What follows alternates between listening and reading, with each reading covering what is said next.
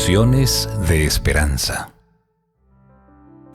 Lecciones de Esperanza es un espacio que se prepara con todo aprecio para que juntos estudiemos la palabra de Dios.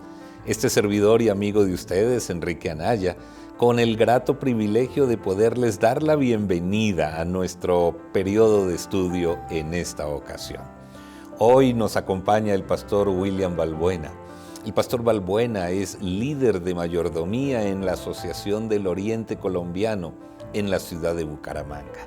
Y es un grato privilegio saludarte, pastor Balbuena, para juntos conversar hoy de una temática muy especial. Bienvenido a Lecciones de Esperanza. Gracias, pastor Anaya, por esta invitación y poder compartir con nuestros hermanos y amigos a través de este medio la palabra de Dios en estas lecciones que son de gran vital importancia para nuestro crecimiento espiritual. Así es, durante todas las semanas que ha durado nuestro estudio, hemos venido analizando las diferentes facetas de la vida del ser humano. En esta ocasión, vamos a hablar un poco acerca de lo que sucede en ese ciclo que nuestra maestra de primaria nos enseñó en la escuela, cuando nos decía que todos los seres vivos tienen el ciclo de nacer, crecer, reproducirse y morir. Así es. Así que es un tema que probablemente no nos guste demasiado hablar, pero forma parte de la vida y nos corresponde hacerlo. Es importante, claro, porque es que es una de las facetas de la vida y por eso necesitamos anticipadamente conocer cómo afrontarla. Sí. Dado que Dios dio a los seres humanos algunas inteligencias superiores a los demás seres humanos, esta es una de ellas. Cuando llegamos a nuestra edad madura, cuando llegamos al fin de nuestra edad productiva, cuando a veces pareciera que las sombras de oscuridad se ciernen sobre nuestro cielo, Dios nos ha dado durante todo ese ciclo productivo inteligencia emocional, inteligencia intelectual, inteligencia en diferentes áreas, pero ¿cómo afrontar los últimos años de nuestra vida con inteligencia financiera? Qué importante es saber eso. Yo creo que los animales tienen algunas inteligencias, pero no creo que tengan la inteligencia financiera, que de paso muchas personas no la tienen y por eso es importante analizarlas, estudiarlas y con anticipación conocerlas para afrontar esa etapa final de la vida. Así es, me llama la atención y recuerdo ahora en la palabra de Dios lo que dice el libro de Proverbios hablando de las hormiguitas. Aunque no tienen una inteligencia en ningún grado, pero sí Dios les ha dado un instinto para que en momentos de verano puedan acumular su alimento para la última etapa de su vida, para la última etapa cuando llega el invierno y cuando no se puede hacer mucho. Hablemos un poquito de eso. ¿La inteligencia financiera acaso es siempre señal de riqueza en el ser humano? Es una pregunta muy profunda. Debemos saber analizar que la inteligencia financiera debería ser enseñada en las instituciones, pero no es así. Últimamente se está haciendo, pero no quiere decir que con tener inteligencia financiera, asunto de riqueza, no necesariamente, porque tenemos la experiencia bíblica del hombre insensato. No sé si vale la pena leerlo o citar la historia en Lucas, capítulo 2 está, que nos habla sobre el rico insensato. Así es, la historia que Jesús contó de un hombre rico, y esa riqueza podría producirle alegría, satisfacción, pero cuando vamos al fondo de la historia, el hombre no es feliz. Y Jesús detecta que hay algo allí en el fondo de esa historia que le imposibilita ser feliz a pesar de la riqueza, es su insensatez. ¿En qué consiste la insensatez en el área financiera a pesar de ser ricos? Vale la pena leerlo. Vayamos al libro de Lucas, capítulo 12, y allí el capítulo dice en el verso 13, el rico insensato. Pero miremos desde el versículo 15, que el Señor dice, mirad, guardaos de toda avaricia, porque la vida del hombre no consiste en la abundancia de los bienes que posee. Y cuenta la parábola, y dice el hombre rico, Él pensaba dentro de sí. Ahí va la respuesta ya sobre la insensatez. Él pensaba dentro de sí diciendo, ¿qué haré? Porque no tengo dónde guardar mis frutos. Y dijo, esto haré, derribaré mis graneros, los edificaré más grandes, y allí guardaré todos mis frutos y mis bienes, y diré a mi alma, alma, muchos bienes tienes guardados para muchos años, descansa, come, bebe y regocíjate. Y Dios le dice, necio, esta noche vienen a pedirte tu alma, y lo que has guardado, ¿de quién será? Así es el que hace para sí tesoros y no es rico para con Dios. Entonces aquí la Biblia nos explica que la insensatez en el conocimiento financiero es pensar en sí mismo en primera instancia. Ser egoístas con respecto a los bienes que se tienen. En segundo lugar, no preocuparse por las personas, porque él menciona, yo haré, yo construiré, yo edificaré, pero no piensa en decir, voy a dar a los necesitados, como hemos estudiado en otras ocasiones, que hay que ayudar al huérfano, a la viuda, al extranjero. Y otra razón importante es que él nunca pensó en Dios. Y Dios es el dueño de todo, como vamos a estudiar, pero aquí nos muestra que él solo pensó en sí mismo. Y yo creo que eso abunda hoy en día. Tenemos que pensar grandemente en que Dios es el dueño de todo, el que nos provee, el que nos sustenta. Y cuando tengamos bendiciones, es necesario retribuirle a Dios. Evidentemente la historia de la raza humana está llena de historias de egoísmo. Somos egoístas por naturaleza. Y la insensatez, en las palabras de Jesús, comienzan con esa manera de no poder superar ese egoísmo que naturalmente tenemos y necesitamos pedirle al Señor. Ahora, hablemos un poco de algo más puntual. Cuando la edad productiva está llegando a su final, cuando una persona comienza a acercarse por los años a una etapa en la cual ya no es productivo, en muchas ocasiones pensamos que no hay nada que hacer, que ya estamos inhabilitados para seguir produciendo. ¿Cómo pudiéramos nosotros llevar al cambio de pensamiento que una jubilación, una pensión, no es llegar a una etapa de adormecimiento donde el tiempo libre es lo único que nos queda, no es una etapa de improductividad o de pereza? La mayoría de la gente piensa que es así, ¿no? Ya no sirvo para nada. Pero hay historias que nos muestran que hay personas que al cumplir los 60, los 70 años, se volvieron más productivas. El caso de nuestra escritora Elena de White, escribió varios libros después de los 60 años. Es conocido el caso del general Salder, creo, el de KFC. Después de ser pensionado, fundó una empresa grandísima.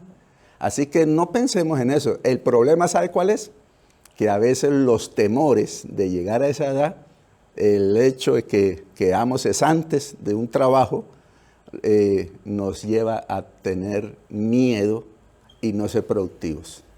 Así es, y me llama mucho la atención las palabras que el salmista escribió. Y vamos a la escritura, a eso estamos aquí en este espacio, el Salmo número 49 y el versículo 17 contiene una idea que necesitamos analizarla en este momento. Salmo 49, 17 declara, cuando alguien muere, no llevará nada ni descenderá tras él su gloria. Qué importante que el salmista haya dejado registrado eso, porque lamentablemente en esa época la cultura egipcia pensaba al revés. Y cuando alguien moría, especialmente un faraón, ¿qué hacían con él? Le entregaban sus riquezas, las enterraban con ellos, hasta sus sirvientes los enterraban vivos. ¿Cómo le parece? Pensando que podían disfrutar en el más allá de las riquezas y de sus siervos. Pero el salmista es claro, nosotros cuando cesa la vida, hasta ahí llega todo y no tenemos oportunidad de echar en el cajón nuestras riquezas, nuestras cosas. Hace años atrás un amigo le dijo a la familia de un hombre que tenía mucha riqueza y era socio de Ecopetrán. Y llegó y miró el cadáver y dijo, ¿en dónde están los buses? No los veo. Aquí no echaron los buses y toda la riqueza que tenía, ¿no? Muchas personas acumulan para esa etapa y no lo disfrutan. Son como el rico insensato. Acumulan, pero no comparten. Y eso no es lo ideal que Dios tiene. Hay un proyecto de Dios que es que nosotros debemos hacer provisión. Porque como lo mencionamos, si Dios nos provee el techo, el alimento, el vestido, la ropa, la salud, con todas esas riquezas podemos ayudar a que la obra de Dios en este mundo sea conocida. Y hay que proveer a una entidad cristiana, religiosa, de nuestros bienes. Y de esa manera hacer provisión para cumplir el sueño de Dios. Algunas personas, hablando de este tema, han llegado a insertar la declaración sobre planificación patrimonial. ¿Qué pudiéramos decir con ese respecto? ¿Será la preparación para la muerte o simplemente el agobio de que la vida se nos está yendo? ¿Qué pudiéramos nosotros encontrar para conversar en esta ocasión sobre lo que sería la planificación patrimonial? Muy bueno saber qué es planificación patrimonial. Es lo que hoy conocemos como los testamentos. Pero antes de eso, vale la pena recalcar que no solo la cita del salmista, sino que es Timoteo, Santiago y el sabio Salomón decían que uno no se lleva nada, definitivamente nada es nada. Y sobre esa base es que tenemos que tener un plan sabio de crear un plan financiero o un uso patrimonial de las riquezas de Dios. Permítame compartir con ustedes el pensamiento inspirado por Dios que está en Consejos sobre Mayordomía Cristiana, la página 337, que dice: estos recursos, que son todos del Señor, pasan a las filas de Satanás para ser manejados por él, cuando no hacemos ese plan patrimonial. Llegan los abogados, reparten a los que a veces ni necesitan, y a la causa de Dios no se le da absolutamente nada. Por eso es importante saber usar las finanzas y sobre todo con sabiduría trazar un plan patrimonial para que en ese plan esté incluido Dios. O sea, basado en lo que acabas de mencionar, un excelente cristiano no solo planifica sus finanzas para este mundo y mientras viva, también lo proyecta más allá de su existencia, para que dentro del plan misional de Dios, de los recursos que Dios le permitió poder manejar a esta persona, puedan ser también utilizados después de su muerte para el adelanto de la obra de Dios. Qué interesante que Dios esté tan interesado no solo en nuestro presente, en nuestro bienestar, sino también en el bienestar de la familia, pero también en el cumplimiento de la misión después de que somos llamados a descansar en esta tierra antes de la venida del Señor Jesucristo.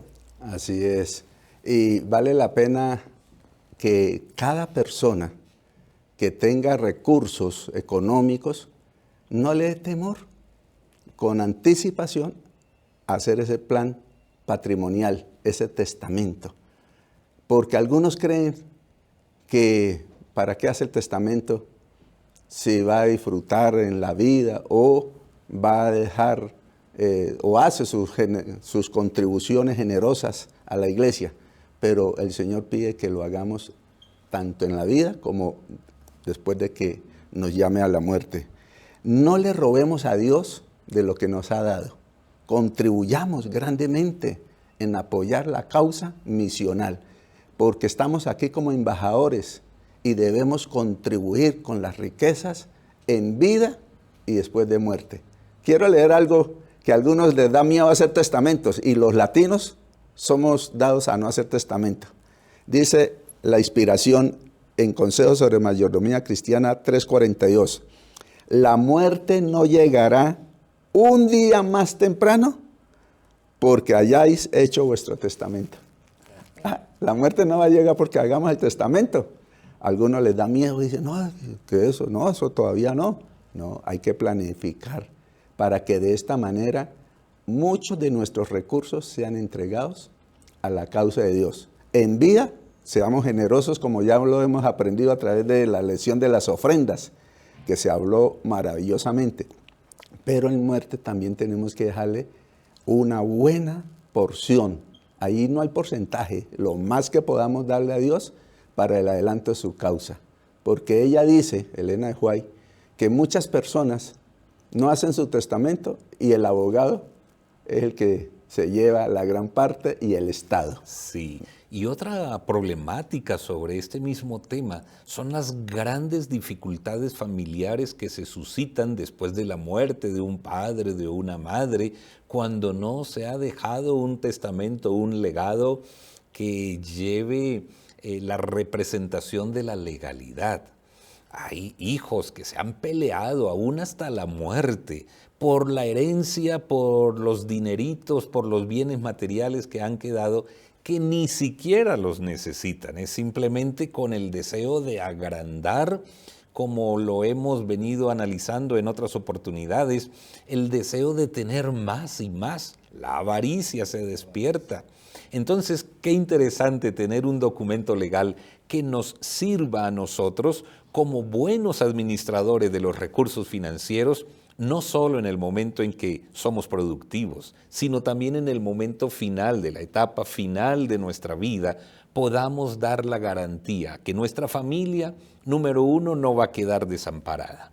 Y número dos, la obra de Dios puede contar con estos recursos financieros que pueden darse para el bienestar de la obra de Dios. Así es, eso es administrar con sabiduría los bienes de Dios, tanto en vida como en muerte. En esto del testamento no hay problema revisarlo varias veces.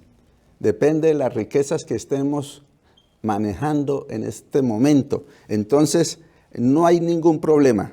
La idea es planificar con anticipación lo que sucederá con las posesiones que son nuestras, porque Dios nos las ha permitido administrar, pero que debemos entregárselas a Él como mayordomos que somos. Ese es el verdadero significado de ser mayordomo. Lo que hemos podido administrar no es nuestro. Y ese pensamiento debe llevarnos a crear conciencia que como cristianos, que como miembros de la familia de Dios en esta tierra, podemos nosotros avanzar tranquilamente en un plan donde vamos a devolverle al Señor al final de nuestros días lo que Él nos dio. Y por eso no necesitamos temer sobre la falta de un testamento, o la hechura más bien de un testamento, porque esa hechura no adelanta. No adelanta nuestra muerte, ni tampoco hace algún milagro de sostenernos vivos. Es sencillamente el uso de la inteligencia financiera pensando en la fidelidad al Señor, en la generosidad a su iglesia, pero también en el bienestar de la familia y en el adelanto de la obra de Dios. Muchas personas podrán ser bendecidas hacia el futuro cuando nuestras finanzas que Dios ha dado para administrar son devueltas a los pies del Señor. Y sabe que mencionó una palabra clave, milagros. Dios no hace milagros para adelantar su obra en el asunto financiero, no los hace. Espera que nosotros como buenos mayordomos sepamos administrar en vida y en muerte las riquezas que nos ha dejado en nuestras manos. Por eso es importante, apreciado oyente, televidente, que nosotros entendamos que Dios quiere que estos recursos ayuden a terminar la obra en este tiempo. Si tenemos riquezas, no nos dé temor de empezar a hacer nuestro testamento. Insisto en eso porque el 98% de los latinos no tenemos testamento, me incluyo. Y vale la pena que esta lección nos enseñe eso como práctica, que lo pongamos en práctica. Claro. Y en la vida práctica, algunos testamentos se hacen ya en los momentos de agonía, cuando ya la persona casi que no tiene su facultad de pensar sabiamente. Pero qué interesante que hoy hemos conversado sobre esa inteligencia financiera que Dios nos da, que nos permite proyectar el plan de Dios para el futuro. Vamos avanzando un poco más para definir también que el rey David, en su etapa final del reinado, aun cuando Dios no le había autorizado realizar la construcción del templo, hizo provisión para que Salomón, su hijo, que sería quien le seguiría en el reinado, pudiera construir el templo. ¿Qué lecciones, Pastor Balbuena, pudiéramos nosotros sacar hoy día, después de muchos años de la existencia de esa historia, sobre la planificación hacia el futuro de engrandecer la obra del Señor?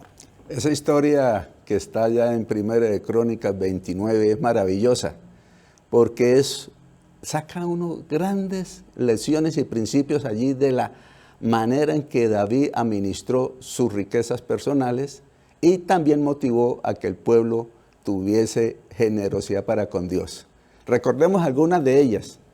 La primera fue que él la dio de todo corazón. Dice la Biblia que él la dio de todo corazón y la dio con alegría. La alegría de dar. Algunos dan pero como presionados, que obligados. Pero mire, la alegría de dar. Otra manera fue que él invitó a todos. Primero él dio el ejemplo. Mire, he dado esto. Y también dijo a los príncipes, ustedes pueden dar, y ellos lo hicieron. Y después el pueblo. Fue una cadena. Esa cadena tenemos que transmitirla nosotros también. Hay que motivar a nuestros hijos, hay que motivar a los nietos, que demos para la causa de Dios. Y lo hizo abundantemente. Porque ese versículo maravilloso de Primera de Crónicas 29, 14 dice, ¿quién soy yo? ¿Y quién es mi pueblo? Pues de lo recibido de tu mano, te damos. Así que nosotros debemos pensar para el tiempo del fin de nuestra vida o con anticipación, porque David tenía lucidez, dice que se levantó, tenía energía, tenía 70 años, pero se levantó y le proclamó al pueblo un discurso maravilloso que los invitó a dar y el pueblo lo hizo de todo corazón y con alegría. Sí, me gusta cuando ahondamos la historia, descubrir cómo David gestionó para que otras personas que ni siquiera eran del pueblo de Israel pudieran contribuir con el plan misional de Dios. Y ahí hay una clave que necesitamos nosotros entender. Estamos llamados a participar individualmente, pero también junto con nuestra familia. Y también Dios tiene recursos en otras manos que debemos gestionar para que lleguen a fortalecer el desarrollo de la obra de Dios a través de su iglesia. Y a medida que pasan los años y estamos llegando al final de nuestra vida, podamos ver con alegría el pasado diciendo, Señor, gracias por la inteligencia emocional, por la inteligencia intelectual, por la inteligencia espiritual, pero también porque la inteligencia financiera ayuda a promover la obra de salvación. ¿Qué tal si nos despides con una oración?